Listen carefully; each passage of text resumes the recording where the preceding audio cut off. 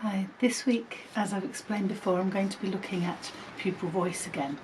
It's something I've touched on before, and it's a really important part of the expectations about special educational needs that are set out in the new, well, not so new now, Code of Practice, the 2015 Code of Practice, in how we support those with special educational needs and disabilities. So I mentioned pupil voice when I talked about Kathy Hoopmann I have here inside Asperger's looking out. I've chosen that one to just bring with for this today because it's showing that you understand where the student is coming from, where the child is coming from. This isn't the one that's sort of how it looks to others, but this is how it feels to the child. I've talked about this in detail before, but I have to say Kathy Hoopmann's books, I'm endorsing them again. I find them incredible, and they're so good for helping when we're trying to give a child a voice.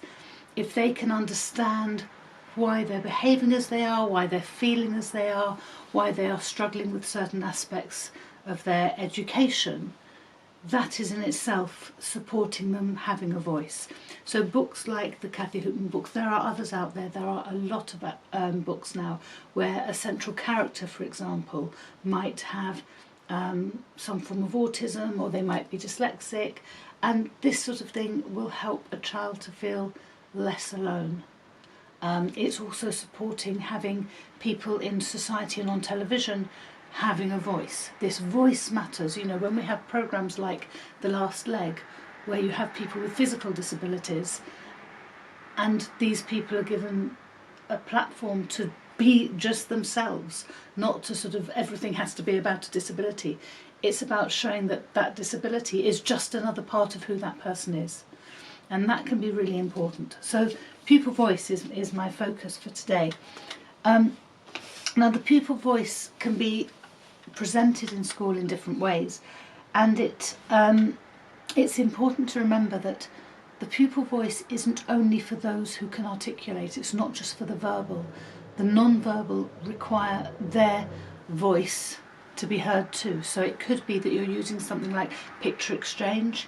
It could be that you are just looking for the response when you either pose questions or they're in certain situations. If you see that are within a situation that child is appearing stressed, that's part of their voice, and we need to listen to that.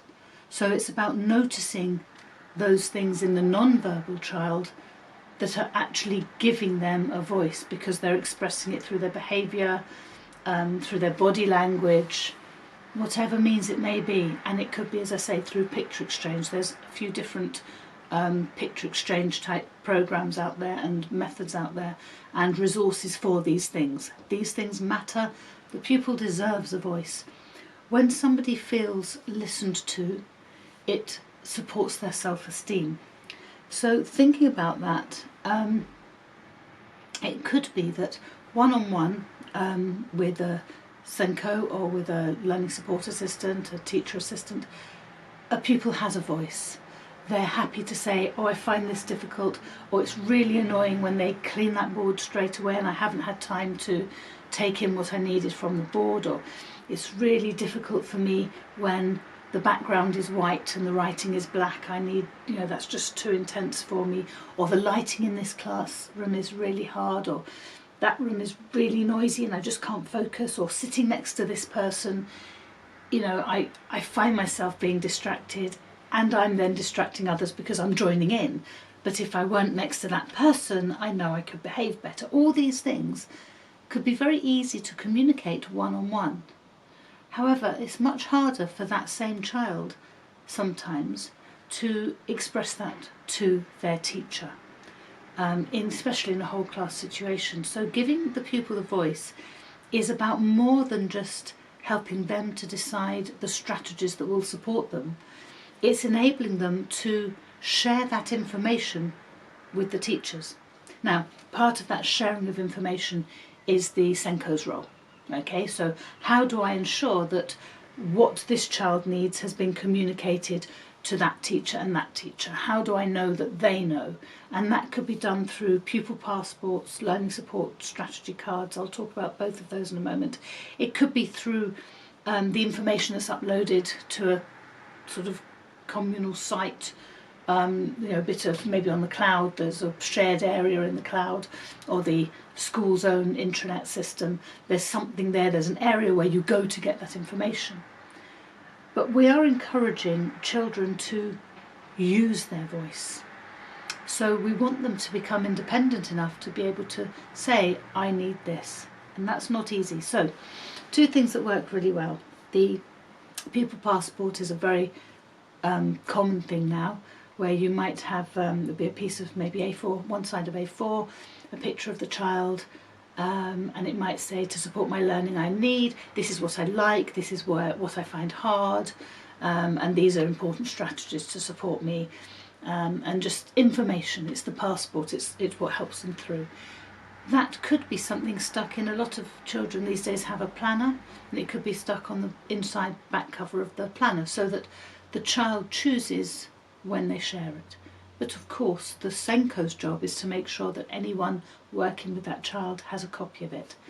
A very simple small thing that I've used in my previous school is a really simple, literally just that big, little card which says, to support my learning I need, and then there'll be no more 6 strategies at the very most. Once you get beyond 6, they stop happening.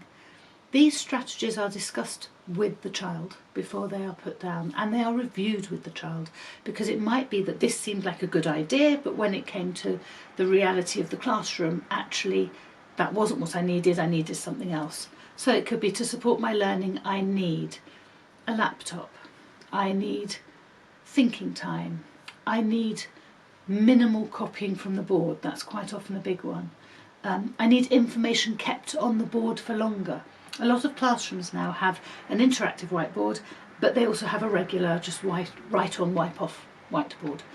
And that gives the teacher the opportunity to put something on the board, and then when they move on for the whole class, they've got something else on this other board. Leaving that on that first board will just allow the child who needs that extra time, the time they need to process, to write a few things down or whatever. It could be side-by-side copying. There are so many support strategies. If you look at my helpful hints, you'll see a different one each week. So those 6 little things would just be on a small card. There'd be a copy in the child's planner. I would normally give the child a laminated copy. The parent would have a copy. All the child's teachers would have a copy. The child's form tutor would have a copy, and there'd be one in their file. Then, as I say, every 6 weeks or so, you talk to the child, you've agreed what strategies they wanted to try, and you'll say, how's this working? And they might say, yeah, this is really good, keep going, fantastic. Or they might say, actually, this isn't making any difference, this one, Or it could be, that was really helpful, but the teachers aren't doing it anymore. Now, the idea of the passport or the support strategy card is that the child doesn't have to put their hand up and say, I need help with this. They can point to it. It's their voice, but it's also an authority voice of the Senko saying, this is what this child needs. So it's not just their voice. Their voice is there at the centre, at the heart of it. But for those children who really struggle to say, excuse me, could you just leave that on the board, or sorry, could you break that down, that's just too much, I can't process that. If you've got a support strategy that says break down tasks into chunks, chunk the information, then rather than having to put their hand up and say I can't do it or I'm struggling, they can just point to the card and remind the teacher, and that helps them to find their voice and hopefully eventually to actually articulate that themselves. So these are really, really important, because telling the teacher can often be a part of one of the last parts of finding their voice for the child. So we are there to support them in finding their voice. We need to hear their voice, we need to record their voice, we need to share that with the parents. The parents may be able to add, actually, he's telling you that's fine because he thinks that's what you want to hear, but he's come home crying every night because he can't get his answers out quickly enough, or because he got told off for getting his laptop out, and it was a lesson where there was a lot of writing and he was going to use a laptop, or whatever it is. So we need the reports, the support strategies need to be shared not only with the child but with the parent, because sometimes the pupil's voice is provided through the parent. It's really important that the parent and pupil voice support each other, and we don't allow the parent voice to overtake the pupil voice if the pupil has something to say, because that can also happen. So keeping the child at the heart of it, listening to what they're saying, giving them ways of communicating that to others, it helps them to build confidence, and that is so important for learning. It helps them to understand any issues they have. I know this for myself. Since I had my own diagnosis of dyslexia, I found it easier to say, sorry, can you say that again please? Without feeling embarrassed. I don't feel I'm stupid in needing that said twice. I feel, no, I'll understand it, but I need time. That's the way my brain works. It needs to process something. It doesn't just automatically know everything that's been said. And if sometimes I can't catch the two different conversations, or one's a distraction, or the noise, the background noise, the music, sometimes I can listen to it while I'm working, other times I have to have that turned off because I just can't focus on anything. I understand it now because I understand me now. I don't feel embarrassed by my spelling. I feel it's okay. I can just ask for help. I can look it up. I've got loads of strategies, always have had.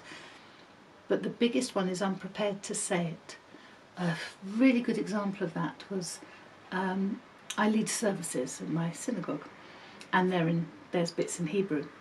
And it's really interesting because the Hebrew and the English, the dyslexia stuff still applies, really still applies. And sometimes I get stumbled over a word and the letters are all there, but they're sort of all there at once in my head. So without the context, without the meaning, that happens less in English, because normally I can work out the word because I've got a context. In Hebrew, the word can be random as far as I'm concerned. If I don't know what the word means, I can't string the letters together and decode it because they've all come at me at once. Now, at one time I would have got really embarrassed by that. Now, I read more slowly when I lead a service in Hebrew, and if I get stuck and everybody's raced on, I stay with the word I need, I say it, I come back to it, and I slow the congregation down. So that, and as it happens, there's a lot of people who are struggling with Hebrew, not through dyslexic reasons, but simply because it's new to them, and they like it being that bit slower, so it's not a problem. But it's that confidence, because I understand myself, I can say, this is hard for me, and that's what we're trying to give the children.